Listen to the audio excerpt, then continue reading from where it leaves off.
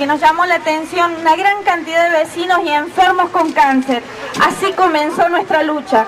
Pedimos al Ministerio de Salud de Córdoba que analice el agua y el suelo. ¿Cuál sería nuestra sorpresa? Ahí se encontraron dieltrin, DDT y también endosulfano y glifosato.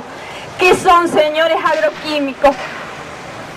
Hay ordenanzas que prohíben la fumigación. El endosulfano a 500 metros de un poblado y 1500 el resto. No se cumplen. Nosotros sufrimos las consecuencias: cáncer, lupus, numerosas enfermedades respiratorias. Hoy hay una gran cantidad de niños con agroquímico en sangre. Hay estudios que dicen que el 33% de causas de muerte en Valle Ituzaingó es a causa de tumores. Es la más alta de todas las ciudades de Córdoba. Apóyennos, por favor, nos estamos muriendo porque a alguien se le ocurre fumigar.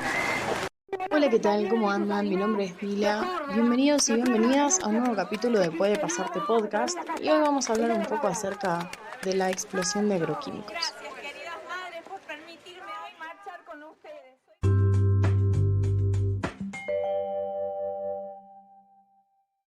Bueno, creo que ya todos somos un poco conscientes de que cualquier explosión en una fábrica no solo es un acto que no se premedita, digamos, sino que causa algún tipo de daño ambiental o un daño a la salud, ¿no? Aunque se esté quemando cualquier cosa, el plástico que había dentro de la fábrica. ¿Saben que Argentina es uno de los principales productores de agroquímicos?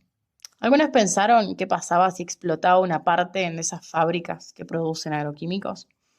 Todos esos productos puros que están esperando mezclarse y que están en una gran cantidad se encuentran donde va a explotar algo. Y esto en realidad nace, y el tema también, porque seguro vieron la noticia de que explotó una planta de agroquímicos de Atanor, que está ubicada en San Nicolás, en la provincia de Buenos Aires, y encima está colindando con el río Paraná.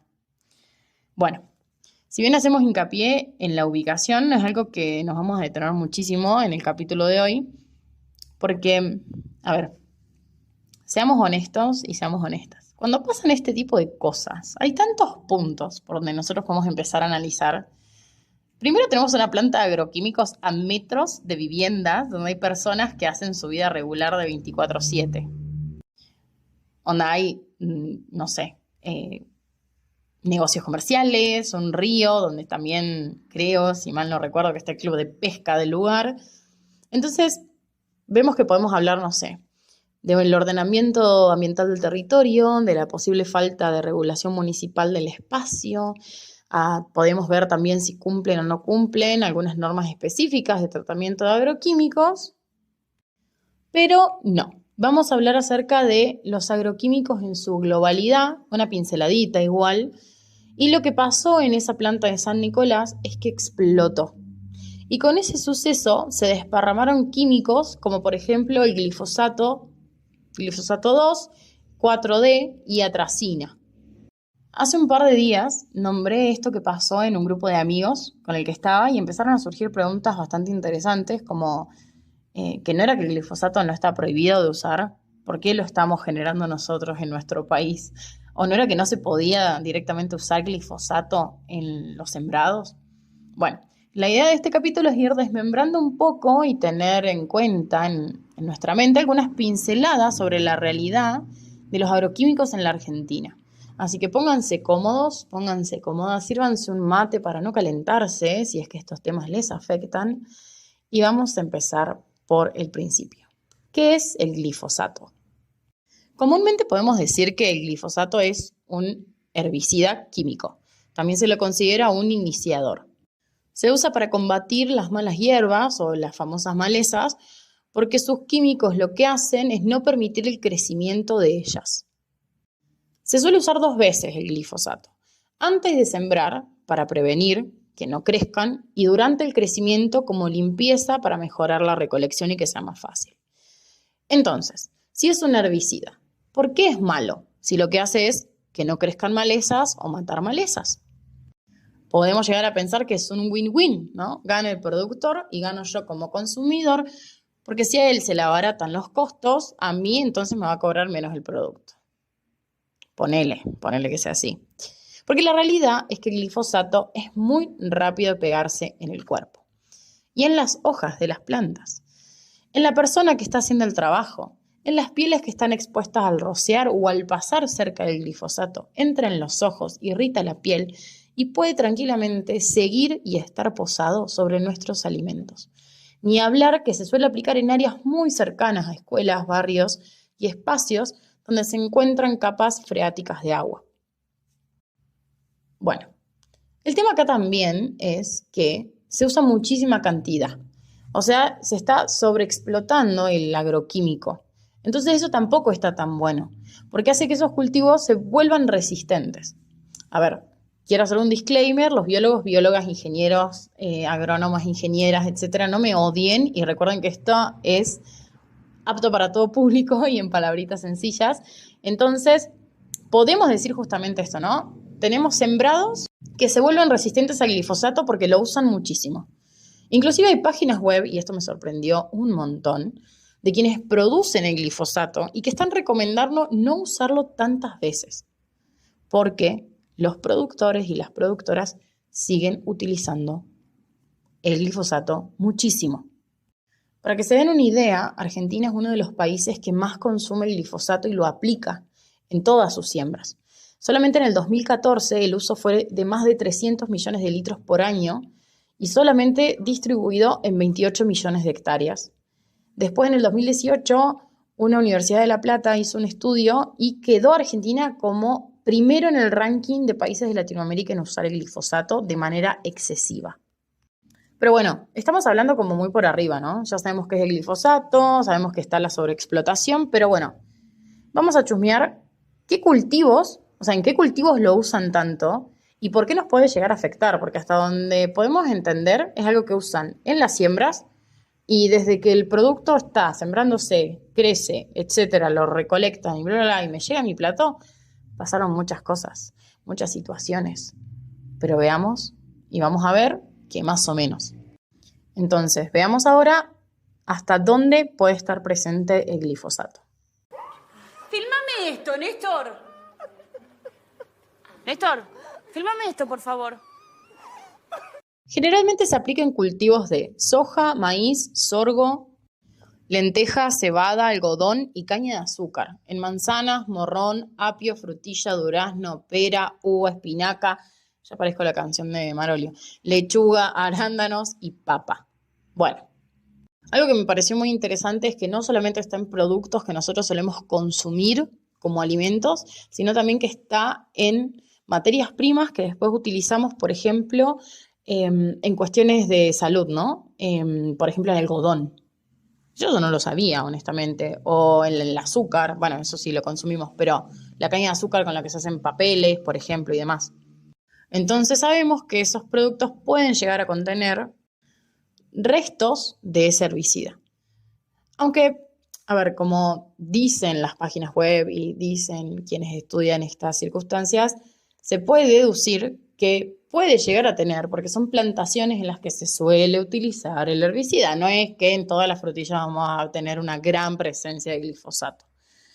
Pero bueno, para no deprimirnos tanto, vamos a dar alguna lista de alimentos en los cuales no se usa tanto el glifosato como un herbicida y se consideran elementos limpios de agroquímicos. Ahora tomen un poquito de nota.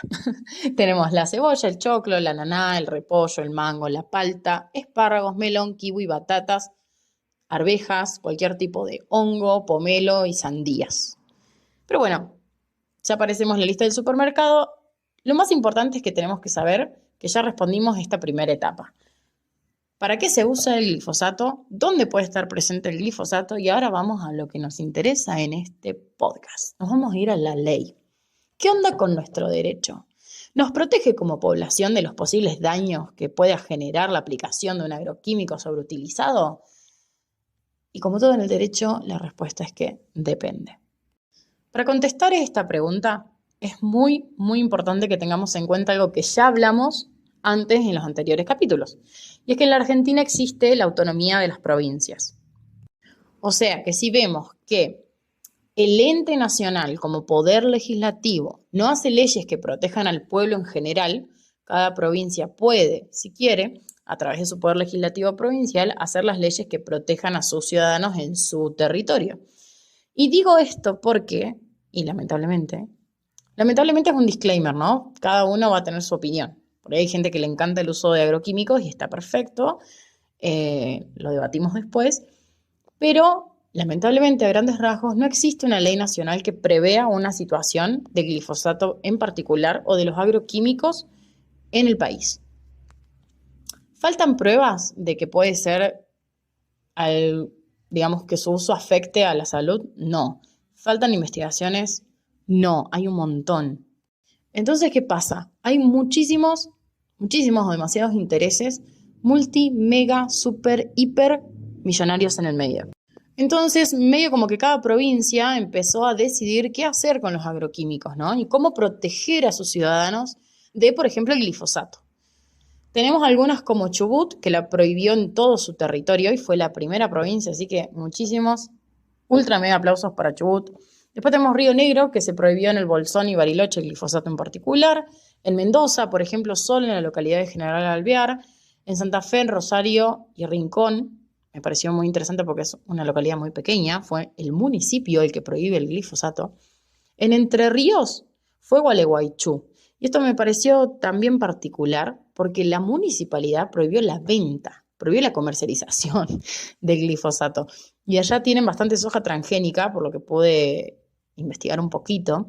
Entonces, bueno, fue como un quiebre muy importante, ¿no? También en Concordia, Misiones la va a prohibir a partir del 2025.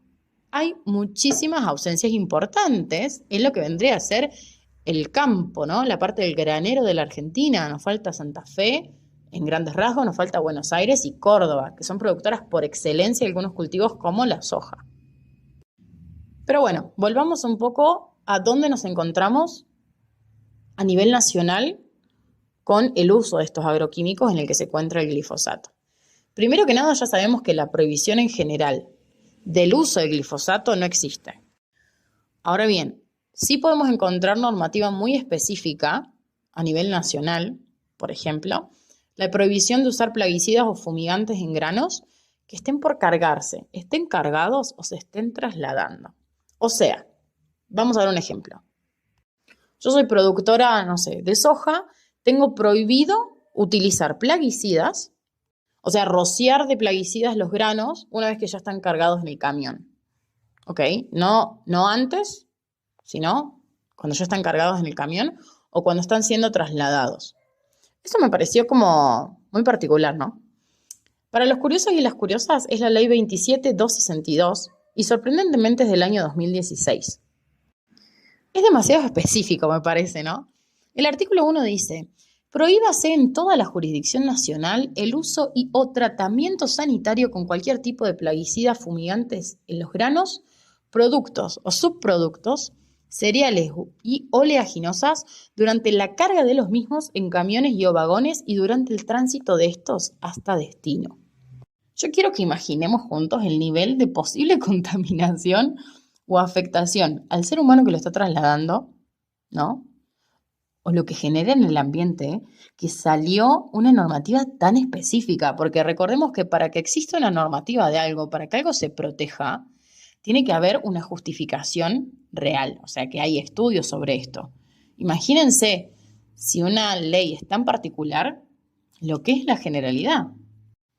Bueno, sigamos en la segunda parada a nivel nacional. Además de esa ley muy particular, tenemos otra, que es la 27279. Casi que sale seguidita con la anterior, ¿no? Esta es la ley de productos fitosanitarios. Pero ojo, no de la producción o el manejo de los fitosanitarios, sino de los envases. Sí, acá tenemos otra normativa recontra mega específica. Pero pensemos un poco, puede llegar a tener total sentido, por no decir que lo tiene, porque claramente existe esta ley, ¿no?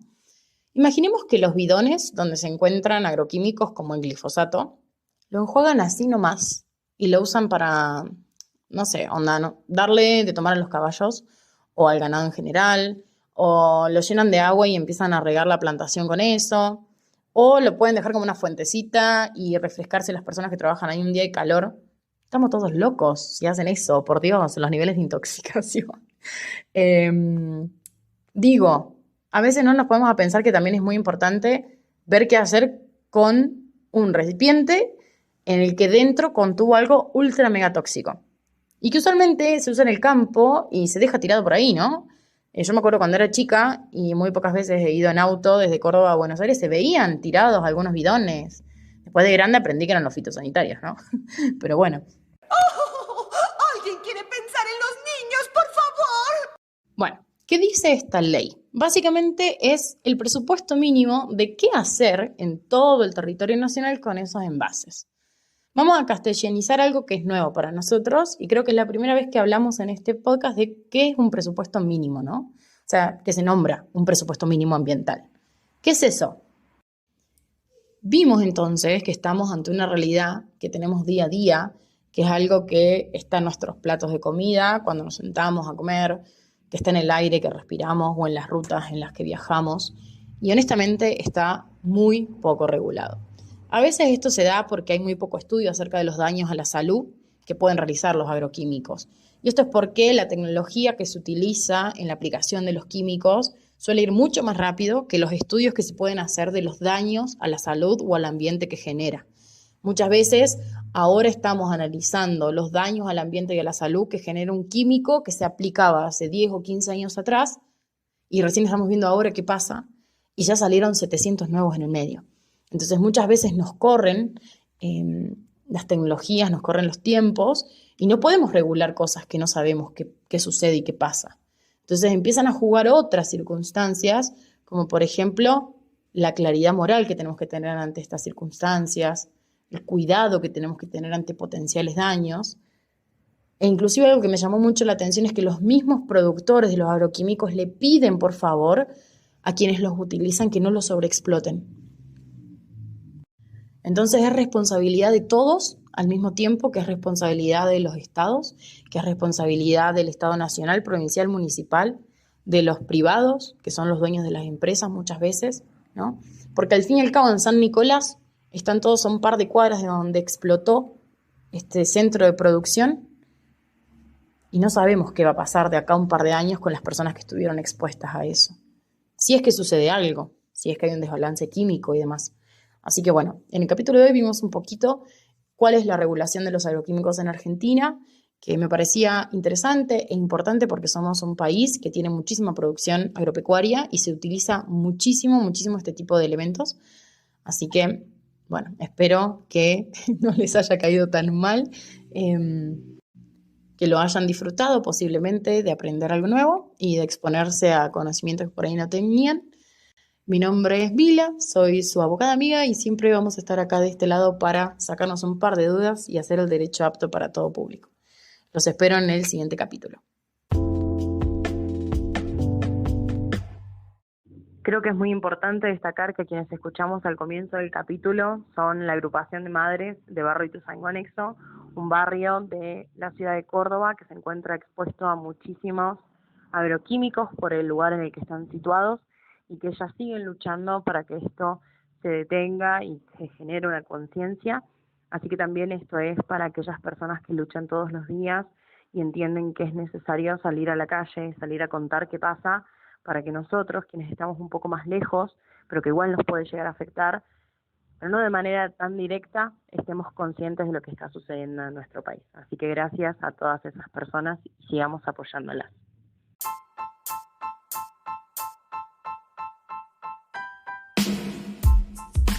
Fuentes consultadas para el capítulo de hoy. Webs de legislaciones provinciales de Chubut, Río Negro, Mendoza, Santa Fe, Entre Ríos, Misiones, Buenos Aires, Córdoba. Sitio de leyes nacionales Infoleg. Portales de noticias Tierra Viva, Agencia de Noticias, La Nación, CIDEVNet, Rotoplas. Puede Pasarte es un podcast de la productora Derecho ATP, donde buscamos que el derecho sea apto para todo público.